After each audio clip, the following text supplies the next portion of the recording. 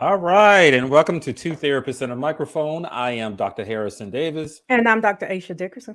Two Therapists and a Microphone is a podcast show about mental health, relationships, and social issues that personally affect you.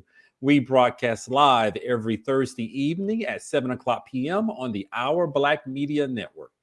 Harrison and I are two licensed psychotherapists with decades of clinical experience, and we want to hear from you. We want to hear about situations and dilemmas that you're going through. So please visit our website at www.twotherapist.com and click on Ask Two Therapists at the top of the page. Absolutely. We want to hear from you guys. As today, we're going to talk about a unique topic, one that Dr. Aisha brought up, and I'm eager to learn a lot about it. So I'm going to hand it over to you, Dr. Aisha, to introduce the topic because I know very little about it. So let me tell you that it's been coming up a lot in some of my, I'll say friend circles and some colleague circles because so we're talking. Let me tell the audience what we're talking about. First of all, we're going to be talking a little bit about virtual reality. So my kids have this, and I brought it down here for people who aren't familiar with it. This Oculus thing, Yeah. right? And it seems like they're always on it. Well, not my oldest so much, but so my youngest, that's a bigger issue.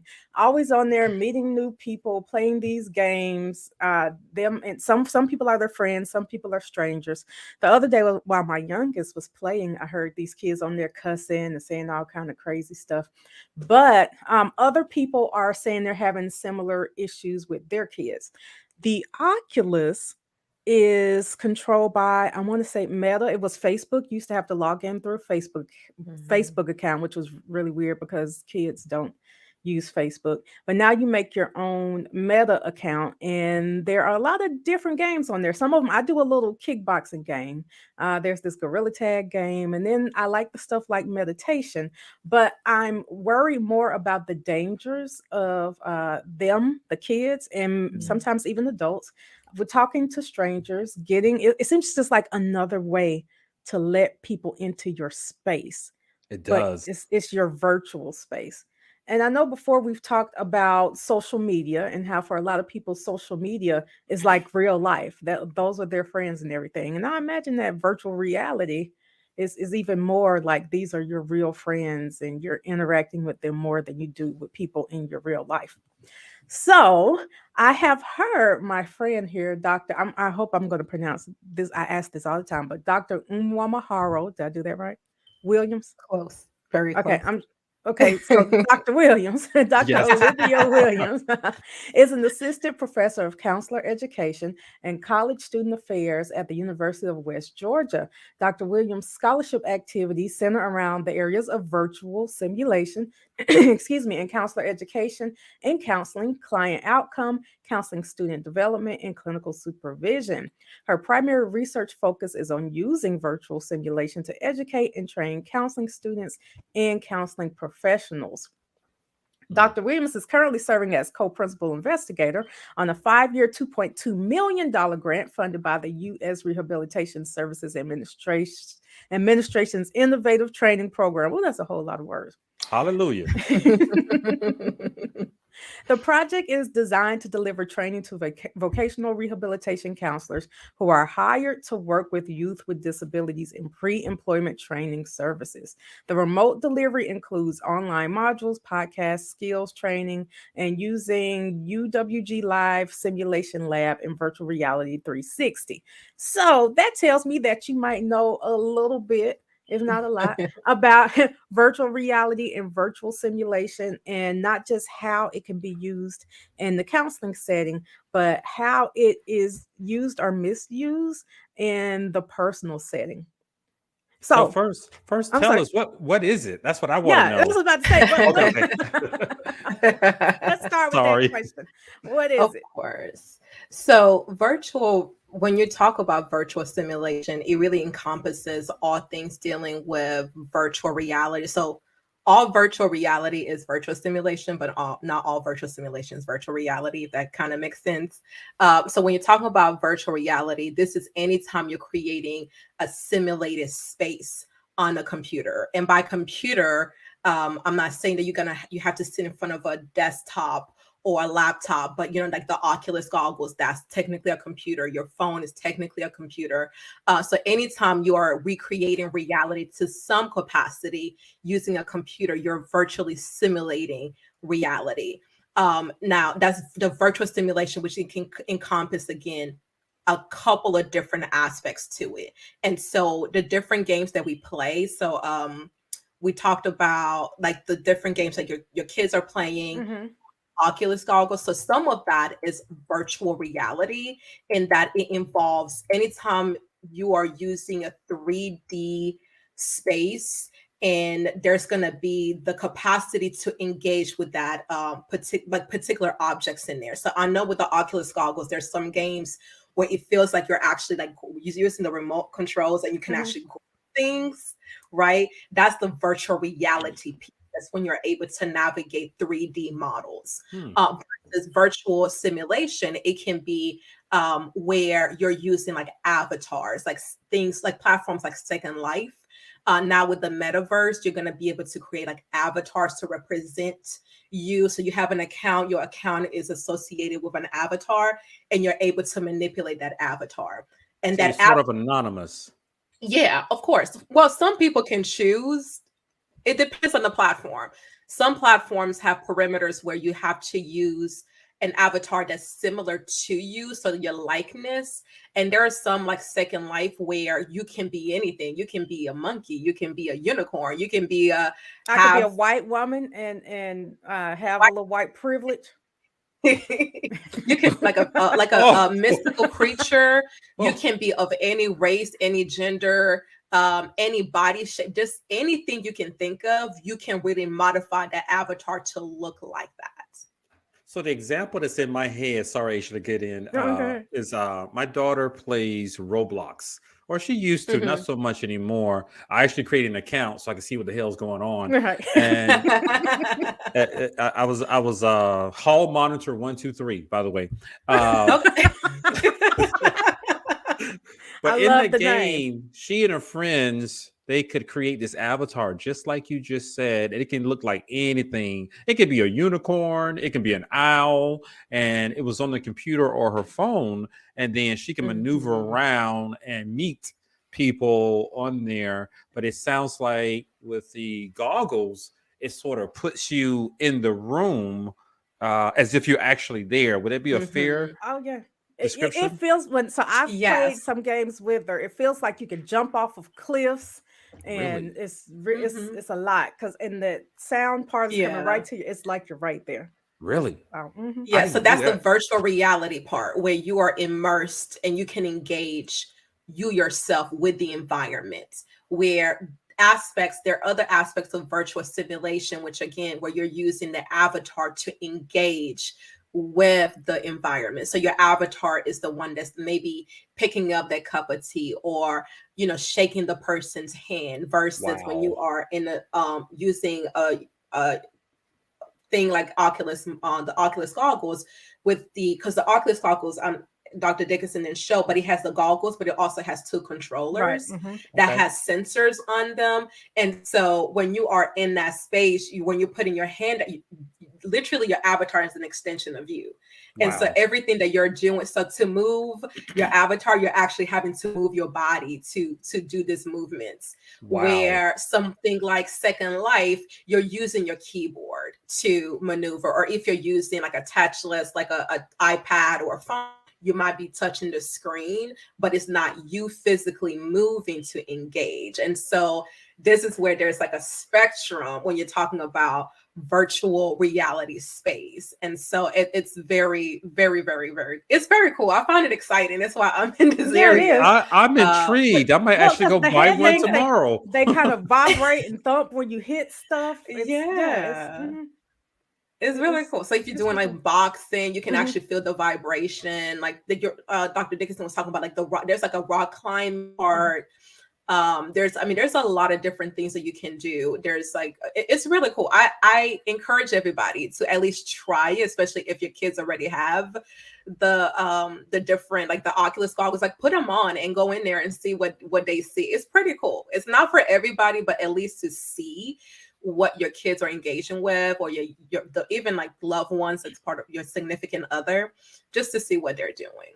Mhm. So one of the viewers said, yes, it is virtual visualization. And I think I hear that from you, where you can put on the goggles and it feels like you're in that environment with the goggles, Exactly. and you can see your movements. And what I'm also hearing, which is a little strange for me, you can not only interact with the environment, you can hold conversations with people. You can have, Yes. you can Oh interact with people. yeah. Okay. I mean, it's like we could do this in a virtual space. Mhm. Like if we wanted to get really fancy, like if we wanted, like with the way Facebook is transitioned to the metaverse, I can see eventually, somebody like a podcast like this being hosted like in the metaverse, where we can have our Oculus goggles, and instead of seeing ourselves on the screen, we will have our Oculus goggles, and we will actually be sitting in a chair, and I can see you to my right and I can see you to my left, and we can be in a cafe in the south of France enjoying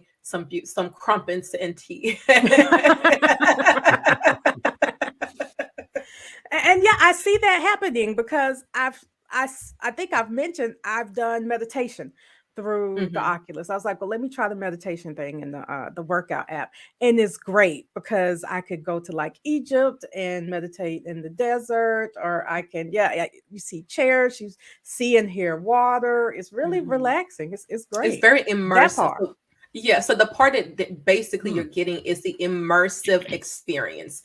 It's going beyond what we've been doing for a long time with like the audio piece. Like usually how we meditate now, where we can create mood by using light. We can have the sound going, and you envision being at a waterfall. Now you can put on your Oculus goggles and be like, I want to be in Niagara Falls. And if there is, they've taken imagery of the space, you can select that, and you can and it would be an actual representation of the space. And it's real to life. It's very scale to life. And so it would feel like you're like right there at Niagara Falls with like the wind blowing, and you feel like the vibration of the water just hitting the rocks on the bottom. So it's very immersive.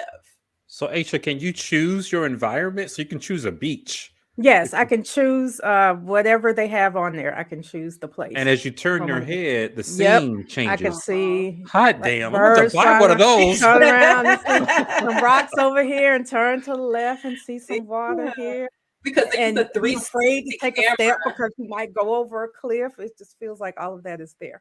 Yeah, so they use a 360 camera to create those, like to capture. So like when you're talking about not like a fictional space, but an actual space, when they go out and they're taking like going to the beach and taking that video, they're going to use a 360 camera where they're going to loop around. So that way, when you're in there, you're able to turn and get that full experience as if you are at the beach. So it's really cool. So when I see all of that, what I think about is how something like this is going to impact relationships in the future. Because we already know that one of the biggest issues with our marriages are inappropriate conversations on stuff like Facebook, people sliding in DMs, pictures being sent. People are already doing that. And so I imagine when you have these avatars, I mean, I know how I make my avatar look. She might be a little thick. She have a real thin waist. I don't know. And then the next day I might want to be somebody else. But you can be whoever you want to be in a place that's not actually your home, and then engage probably inappropriately with somebody that you don't know, that you never have to see in real life, as long as you don't give them your address and tell them where you work. So let me make sure I got this right. So you in that environment, because I really like that meditation thing that you just talked about. I think I'm going to go buy it tomorrow. But someone can join you on that beach, is what you're saying? Yes. Depending on which game you're in in and the permissions that you've given via the system, someone can join you. You can have friends, and they could just be your friends, or you can leave it open and random strangers, like the games I'm thinking about. Random strangers can come join the game, or it could just be the people you want to join the game. Wow. Exactly. So to me, I think the best example to give, it's like Facebook, right? So let's start with social media. You know how you create an account and then you dictate who can engage with you. And so as you're adding people to your list, some of us have like public accounts, some of us have private accounts. And so when you have private, there's a little bit more control about who can access certain content, who can engage with certain things that you're posting, versus when you have a public account where basically anything you post, anybody can see and can engage at any time. And there's also a difference between a regular personal space versus like a business page versus a group. And so depending what activity you're engaging in, some of the activities will be like group activities where there are already people there, so you're bound to just be around other people.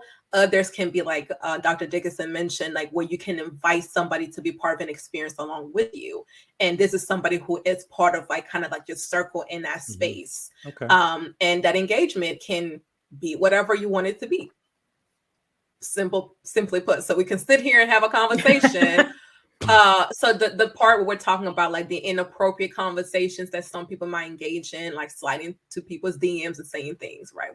We're typing that, or maybe we're providing an audio clip or video or pictures. Okay. Now we can be in this virtual space together and engage, right? We're going beyond the typing and the pictures, because now even though we're not physically in the same space, virtually we're in the same space. So we talked about like the ability to have like a physical experience. So some of the games you can actually like, you're not touching the person, but the sensation of touch is there.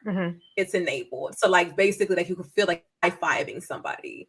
And my take on this is, as the metaverse is transitioning and they're getting more engagement and they want people to get immersed, I could see there being the capacity to actually like physically have like the physical sensation. So we have the Oculus goggles, we have the controller. I could see the next thing being like almost like a little bodysuit of some sort that you can put on, where now you have sensation, like the sensory aspects like on your person, where if somebody gives you a hug, you can feel like somebody's giving you a hug. And so right now there isn't that, at least along with the Oculus goggle, but you can be, again, if Dr. Dickinson was like, hey, let's go meditate together, where you could be on this beach meditating with somebody. And if you're meditating with them, if you want to engage in like an appropriate conversation, your spouses are not around to listen, you could do that. So it does open up, it extends some of the problematic things that we have been seeing between like in couple in romantic relationships. It definitely does open up those opportunities. Yeah. So what are those inappropriate things that people are doing? So far, what I'm hearing, it sounds nice. I'm a little bit weirded out about meeting people in a virtual space. But what are those things what are the other things that are going on? So if you think about going back to Second Life, and those viewers who might have even used like the Sims, right? Who had the Sims game or whatnot. Yeah, so Second Life kind of takes a step further. But as with the avatars, right? Like with the Second Life, you have like, again, an avatar that you're controlling with your keyboard and kind of moving them around. So with that space, like you can go to clubs, you can put on your outfits, and like you can go in a club and your avatar can actually be in the club dancing. Wow. And if you can simulate dancing, what else can you simulate? What else can your avatar simulate? Sex. Right?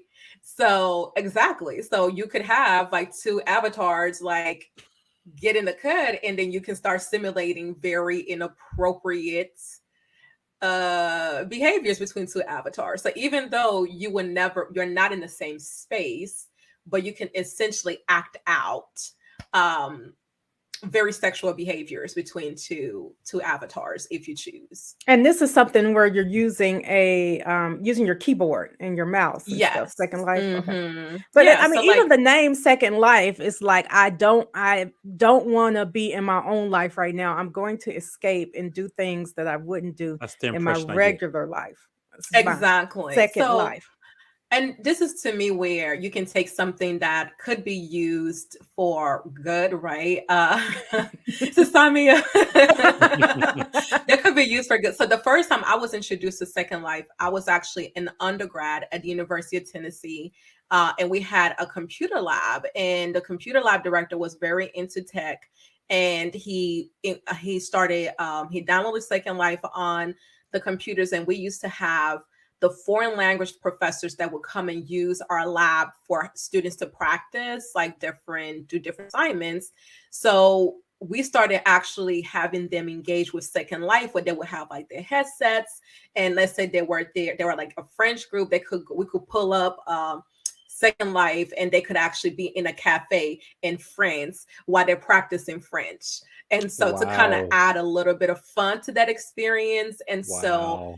that's where I started with my experience with Second Life, just having a faculty trying to find an innovative way to engage students while they're learning foreign language. And then as the clinician, I have had couples come and people are very upset because maybe one of the spouses is heavy into gaming, and you find out that there are in some of these platforms and their avatars are engaging in things that the other person is not happy with. And so it has Like moved sex.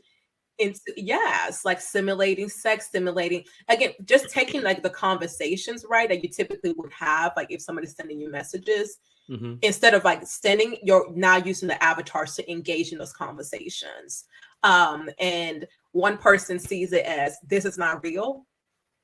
Yeah. This person is like across the country. We would never see each other, but it's the same thing we've talked about you all have mentioned, where there are issues where, again, you might never see the person, but the fact that you are engaging in this type of conversation and your spouse, your significant other is not okay with it, it's going to create a problem within your relationship. Well, and you kept it a secret because you knew your spouse wasn't going to be okay with it. So what the So yeah, impression that I'm getting is that this is taking porn to a different level, because you're actually engaging in the sexual. I mean, let's be adults the here. simulation of The the sexual act. stimulation of Mhm. sex with this stranger, but you're not Mhm. actually physically touching them. But I'm imagining some people are getting some type of sexual sensation out of it. So now I'm hearing that people who are in relationships, like married couples, somebody is actually engaging in some type of sexual relationship with a reality avatar. Would that be a fair statement? Well, I would say Well, at a minimum, at least, an emotional, um, what do they like call an it? emotional Attachment? affair. Yeah, yeah. So Yes, they're there we having go, like an an emotional emotional affair. affair. If I'm sitting up here meditating with somebody else with our Yeah. Oculus goggles on instead of meditating with my spouse, like, This is Yeah. So I new. think, yeah. So it's similar to boundaries, right? We talk as clinicians, I think, with social media, the thing we started engaging our clients with is about having that added communication about, hey, what is your expectation around social media engagement? If you're with this person, are you okay with them liking somebody else's pictures, making comments, Okay. reacting with emojis? And so it's now like couples are going to start having to have a similar conversation when it comes to what is appropriate and acceptable within their relationship when it comes to like this virtual reality, virtual simulation space. Because some couples could be like, hey, I'm okay because you're not really dealing with the person. So whatever, somebody else can still see it as a violation of the Hmm. trust and just the relationship. And so I feel like the safest thing to do is having, again, an open dialogue. One, people need to understand that these are spaces and things that's happening, and just have conversations about it. If your person is heavy into gaming, or you yourself might be heavy into gaming, just being open to having these conversations and be like, hey, how are we going to navigate this? What's okay? What's not okay? So that way you don't open yourself up or leave yourself up for potential issues. It Because sounds similar to, I'm sorry to cut you off, oh no, similar to phone sex on a it's not necessarily porn on a new level, it's phone sex mm, on a different level. As I'm thinking yeah, about a more appropriate analogy, and how two people get on the phone. I've had those couples come in and they caught somebody having phone sex with someone else, but now you get to do it and see them or like see some version. OnlyFans is going to get OnlyFans. I'll probably get something on Oculus sometime soon. I imagine in the metaverse. I'm sure. I can So see that. No, Yeah. I can, because it's like now you're in, like, In the room with the essentially it could person. look like you are in the room with the person.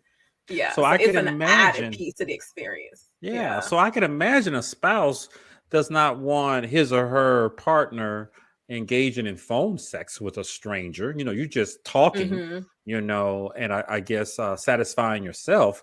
I could imagine they don't want them to do that in a virtual reality space as well. But it sounds like some people are justifying some of the Oh yeah. behavior. So I had Hmm. and I've shared this experience. It's been years back. So but there was definitely, you can tell that they were on two ends of the spectrum about what was acceptable and what was not. One person was like, I've never been in the same room with this person. It's just a game. And the other person was like, would you do this if I was in a room with you? You wouldn't. So therefore, you're cheating. And so that's where they were kind of really, they went back and forth, and we had to kind of, again, because they never had a conversation about this. This was never Hmm. something that they even ever thought to think Right. about. And so what ended up happening was really them navigating and negotiating, moving forward, what's acceptable, what's not, what is the perimeters. And we started back with like, okay, what's appropriate when it comes to texting, like communication by phone, Hmm. communication by social media, communication in a virtual work, space. Like, what does that look like for you? Literally had to go through those three levels of those three medians. So phone, social media, and then virtual simulations, virtual reality. And they had to come up with kind of rules of engagement in those three spaces. So I want to talk about this show I saw, and it's kind of similar. It's called Upload, and then the show it's about some people who passed away, maybe, but that's not the important part. The important part is that when people wanted to interact with people in the other world, they would put on a whole suit, and it's kind of like Mm. Richard. Remember how we were saying that the hand things would vibrate? So this Yeah, whole suit had kind of like these things inside of it, different little they're like tubes and stuff. sensories. There's Right, yeah. exactly, exactly. So Yeah. that's what I imagine happening, a whole bodysuit that you could put on and that you never actually have to have an intimate relationship with a person if you don't want to. Well, and That would be a lot. a movie that did something similar was like Player One, I believe, and they had host suits as well, because essentially what the host suit would do, you would have sent like little sensors all over the suit. So now if somebody, you can engage, so like, imagine like doing a boxing game, right, with somebody else, and you can actually feel Mhm. all those blows like across, so that becomes even more immersive. There's a difference between having the sensor, the handles, the controllers, and you can feel like you're throwing a punch. Wow. Now if you have a full body suit, if I uppercut you on your side, if I Mhm. kick you, like, you will be able to feel that. Now that becomes even more immersive. So I can see companies moving in that direction, tech companies moving into that direction, because that's like literally the next level. We Oh got yeah. the visual, we got the audio, we already have some audio aspect with the hand controllers. Now we'll put you in a suit. It's a It's whole going down. thing. Yep, it's going It's down. going down in a whole nother way. Right. So, Dr. Williams, with some of the couples you've talked to where this was an issue, what were Mhm. what the individuals who engaged in this behavior, virtual reality, sort of having a virtual affair, either Mhm. sexual or emotional? What did they say they were getting out of it? This is. I'm still trying to wrap my brain around someone connecting with another person who Yeah. isn't actually there. But what are they getting out of it? So, from the most part, what I've gathered, it's you start engaging with these individuals, and everybody that couples I've dealt with, they all seem like they were just initially just engaging with the game. So they were gamers, or just dealt with the virtual. Most of, actually, they were all gamers, and so they were going in with the share just purpose of playing, engaging with just other People people with within the common interest. community. Hmm. Exactly. And when I don't know if you're familiar with like multiplayer gaming, but people are usually like talking and engaging for Mhm. hours. Hmm. And so you start out, you might be focusing on the game and trying to maneuver this game and this and the other. But eventually you start talking like, hey, how was your day? Oh, you haven't logged on in, a couple of days. How are things going? And you start having conversations out beyond the game. You start making actual connections with people. You Okay. start then finding Okay. yourself emotionally Okay. invested in that because again, people who are like really into gaming, that's a whole community. Mhm. Because some of these games really do take a long time to maneuver and master, and you really kind of get immersed in it. So you can find yourself like, if you're spending, just think about, right, if you are spending a couple of hours, sometimes a day or over the course of the week, gaming with the same group of people, that's time, that's investment. And so you go from, again, talking about just the game to just like, oh, again, like something happens, somebody doesn't show up for a couple of days, a couple of weeks, people are checking in, and they're like, oh, you start sharing personal things that's happening. Now you're opening that door Okay. for that Okay. emotional connection. And next thing you know, like, Lola Bunny all of a sudden looks really attractive. Right. Because, like you have now this emotion, you're emotionally invested. And you go from like emotional investment, now you start having side conversation in a private chat. And now you find yourself, again, that whole like this is like you mentioned, like this is modern day phone sex. It's like it starts out maybe very innocent within a group, you're engaging, those private messaging start happening. Now we're going for a sunrise meditation at the beach, just the two of us. So that's how it can progress. It usually progresses very slowly, I get it now. just like anything else. Yeah, Yeah. I was confused at first, but you explained it well. It's almost like replacing a classroom or an athletic team where you're engaging in behaviors with the same people and you see them physically, and then you develop Mhm. relationships with those people.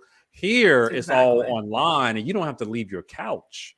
You don't have to Exactly. leave your desk if you and you can still have the same type of connection Right. with another Yeah. Real person. Okay. relationships and real Real friendships. relationships, and you already have a base interest, you have a vested interest. So if Mhm. it's through gaming or if you're just really interested in this type of tech, you already know, if you're here, Yeah. you love this type of thing, so we already have a baseline connection. So you won't And fuss at me about playing games all day. exactly, because you get it why this is fun. And Right. so why if it's sticking to romantic relationship, why your spouse is getting on you, like, why are you always doing this for hours on hours? This Mm. other person is excited to see you, is excited to engage with you.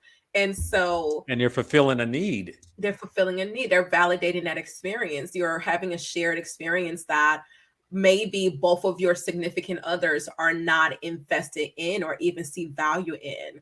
And so those are those things that really, if it all aligns, it can lead to those inappropriate conversations really quickly.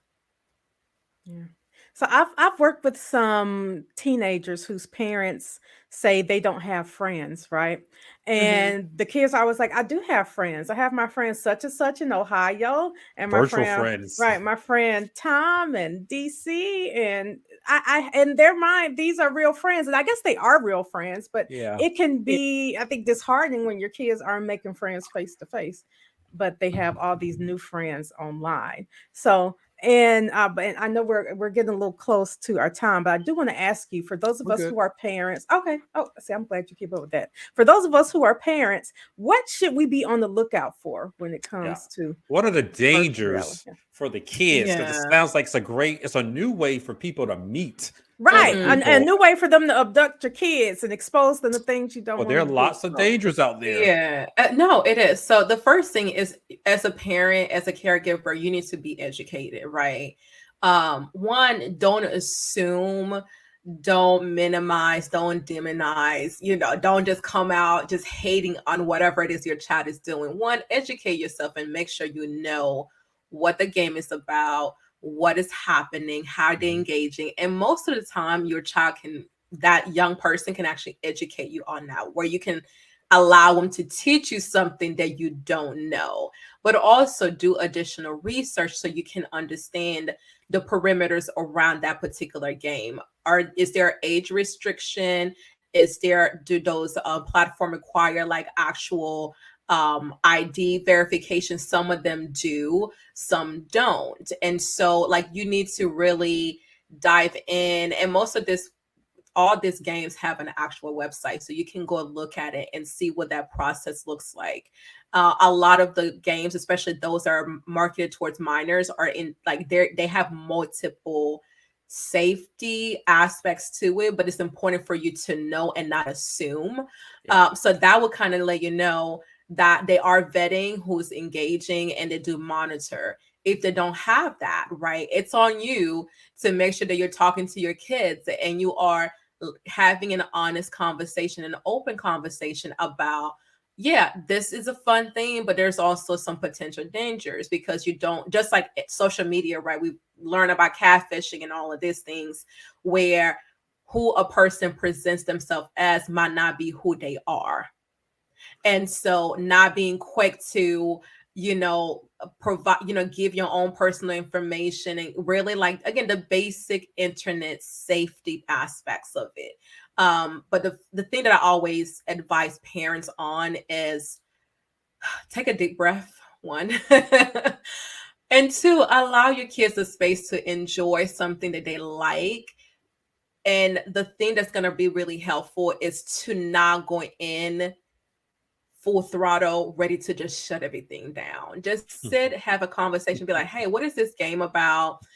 Just go in with a sense of curiosity, and let them kind of pull you in, teach you, let you know about the game, what it's about, what do you like about this, what are you gaining from it, so you can have an idea of what's going on. Don't assume, don't minimize, don't dismiss. To me, that's always, because the moment your kid sees that you're invested, or you're at least curious, that makes them feel good. So they're going to be less likely to hide things from you. But when we go in and be like, oh, this is, why you always play this stupid game? Now, I'm not going to talk to you about this. I'm not going to talk to you. I'm going to keep things to myself. And those, like, actually having that mentality will cause your kids to become more secretive about what's going on. So if you come from a place of curiosity and asking them to educate you, that would be great. And always research on your own what the privacy and the just the different safety perimeters around that particular game or that platform is, so you know for yourself. And reinforce those conversations about internet safety, because this is nothing new.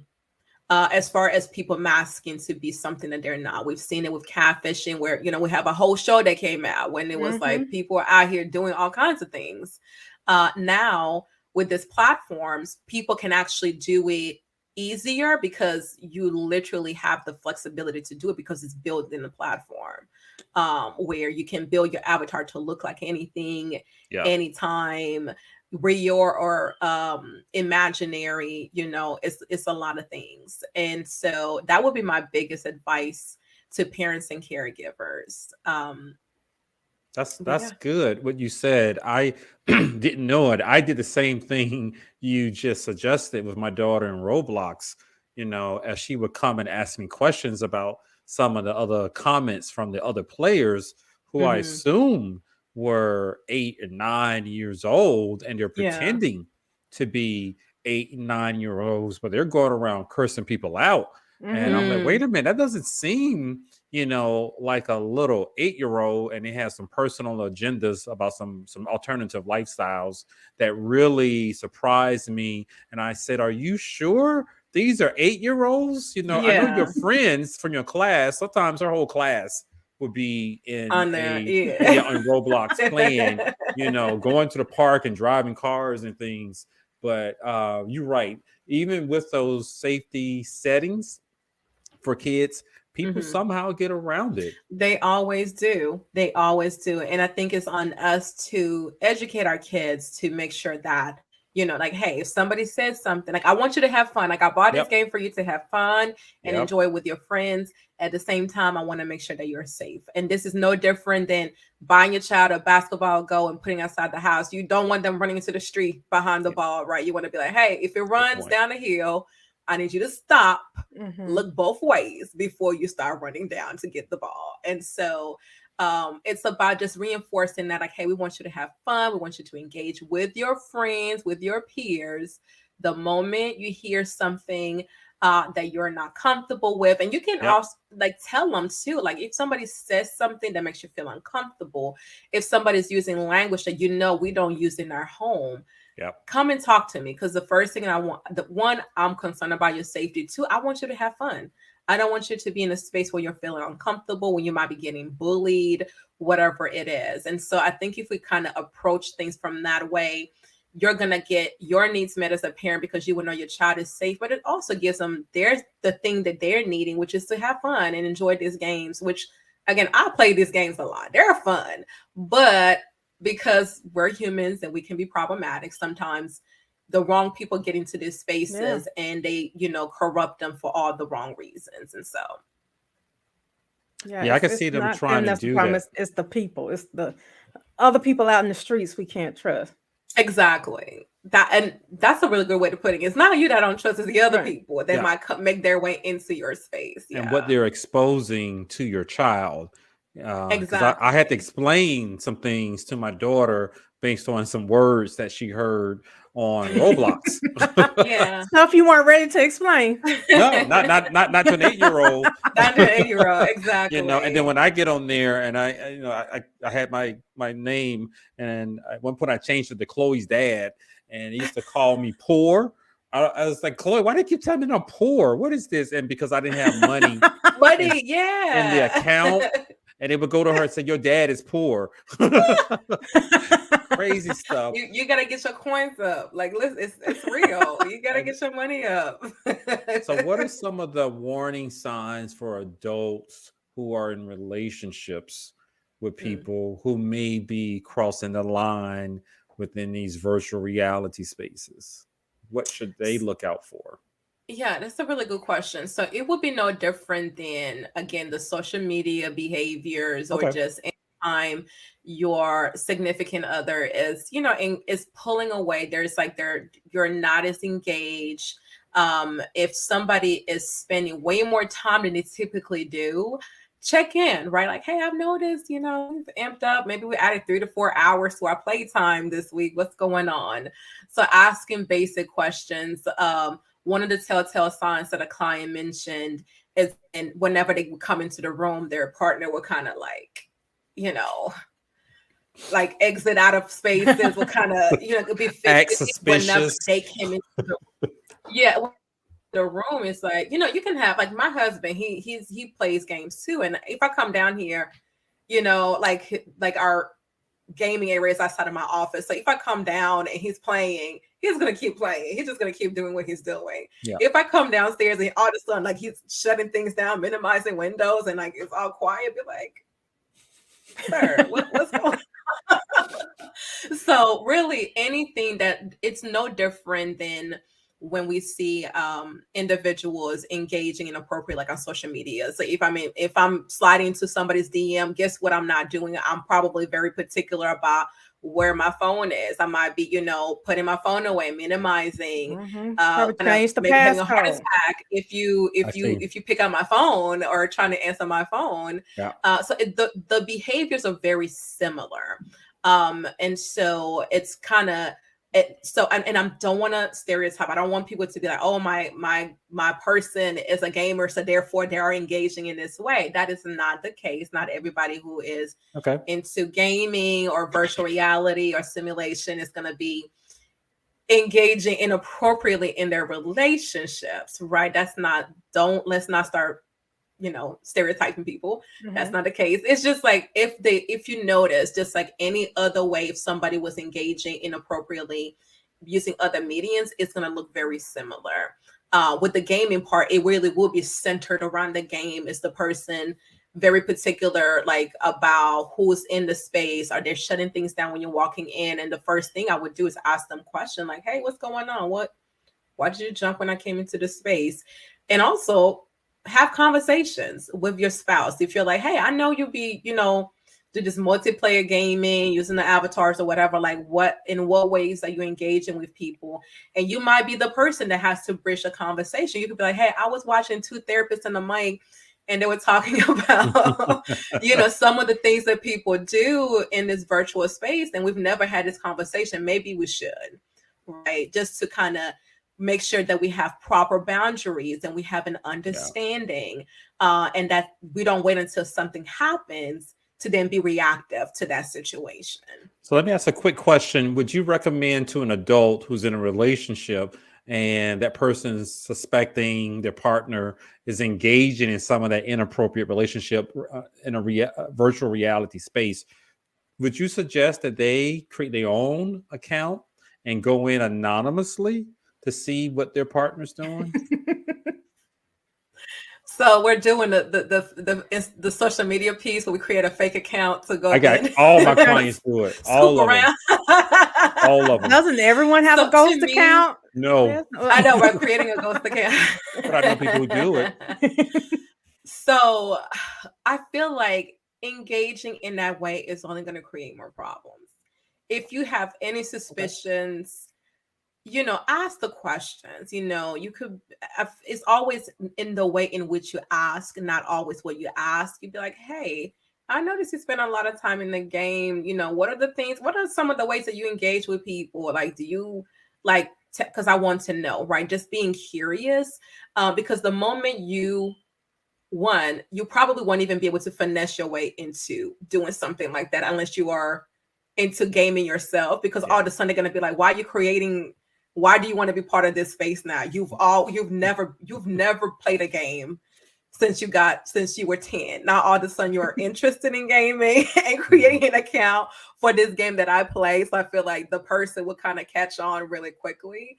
So I feel like, unlike social media, where most of us are on social media, doing something like this with gaming or virtual reality, it will be a little bit more complicated because your person will find out that you're doing it, right? Especially when you're not playing the game well. You're out there just and you only have one stuff. gaming system, and some of this gaming system are expensive. Are you going to go spend a couple $100 to really spy on your spouse versus just asking the question? Because it's not like creating a free. I do too. Listen, I'm sure, right? But this is no different than the advice we would give to, a couple or somebody who's in a relationship where you feel like, oh, I feel like my significant other is engaged really on social media. We're not going to say, hey, go ahead and create a couple of ghost accounts and catch them. If you're suspicious, talk to them. If there's something there, you're going to find out. And so instead of creating this additional stressor for yourself, now you got to hide something from them to trying to catch them doing something wrong. Now you got two people potentially hiding things from each other. We're creating a whole new, that's a lot of stress. It sounds like a lot of work, stressful. It's a lot. And it's a lot of things. That's a lot of stress. So my recommendation would be have an open and honest communication. Just have a conversation with your spouse. If you're that concerned and it's bothering you that much, it's important for you to express yourself to your significant other. And if they care and they genuinely care about you and your feelings, they're gonna sit down and listen and hear you. And if y'all can't get it to work, find you a good therapist and we will help. So it's true. Well, I know we've talked about a lot of negative things concerning virtual reality and virtual simulation. Before we end, can you tell me any positive things people can? I like the meditation piece, but go ahead. Yes, the meditation. There's a lot of cool games you can play, like that's families interactive with kids, and it's friendly as far as like across the spectrum, across the lifespan. So you can find something for everybody. And so like games that your little ones can like, games that you can enjoy yourself. So you can make this a very cool family experience where everybody can be really involved, which again, that will allow for families to have another way to connect beyond the traditional games, board games that we grew up playing. And now you got a virtual space you can use. Also, obviously, like those who are in academia, there's and teachers and instructors, there's ways to incorporate a lot of these different games and platforms into education to get kids excited to be creative, and instructing and teaching like very basic things. Like I've seen a couple of colleagues who've used like the virtual simulation lab like we use, like to teach basic communication skills, like going in and practicing how to engage with somebody if you're having a disagreement. I've seen Career Center use it to teach young adults like interviewing skills and Nice. kind of like this professional. So it's a lot of great things that can be used. You got like medical schools using a lot of this different tech to like really train their medical students before they start interacting with real patients. And so where it's kind of like we got a virtual simulation, then we got the cadavers, and now we got the people. So now you got to add a layer of protection where before they can actually start engaging with people, they're having this advanced tech that they can use to practice their skills. So as far as like skill building is really cool. And when you're talking about just being innovative and just having fun, I feel like a lot of us as we get older, we forget to have fun. So you can use Not this me. like, oh, I said some of us, not all of us. So you got different, like Dr. Dickinson was talking about the meditation. Now there's a couple of things that I've noticed. Museums have started doing some virtual reality tours. So you could do like, if I did that on the Oculus. Yeah, like the Louvre, you could go like, I've never been to Paris, but I want to go to the Louvre. You can do that. And that will be like free of cost to you to kind of walk through the Louvre, or different, I know different people do different like exhibits for like the holidays. I mean, it's so many different things that you could do. That's really cool. So it can be an educational tool. It can be a tool for just to add to your self-care, to kind of spice it up a little bit. And ultimately it's fun. It's the tech. You can't beat the technology. It's really, really cool. So those of us who are a little bit older, who are sometimes slow to warm up to technology, you can use this as an opportunity for your kids to teach you, to put you on game and to teach you something that they know. And I feel like that's always really cool. For it just creates a really healthy and awesome way for you to be with your kids, where they can get an opportunity to teach you something new. So like those of you who have kids who are playing Roblox, you may not even know what Roblox is about, but let them join them. Let them teach you how to make money so you won't be poor.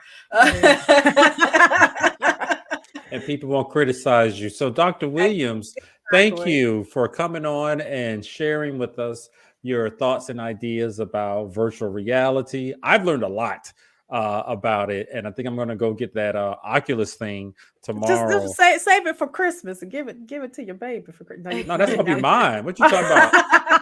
That's why we have two for the same reason. I like it so much. I was like, I'll get my own. So Dr. Williams, quickly tell us, how can the audience contact you if they want to continue this conversation with you? Of course, you can reach me through my Instagram page, which is Dr.OUW, and my link tree is in there in the bio, so you can like anyway you can. That would be the best way to get in touch with me if you're interested in anything dealing with virtual reality, virtual simulation. I love engaging. So whether you are just a parent wanting to get more resources, a counselor who's trying to figure out a way to incorporate this in your practice, if you want to do research around this, I'm open to all of it. So reach out if you're interested. All right. Thank you so much. Well, this has been really good. Any final words from you, Dr. Aisha? No, just take care of yourselves. Make sure that you're being safe in your virtual spaces.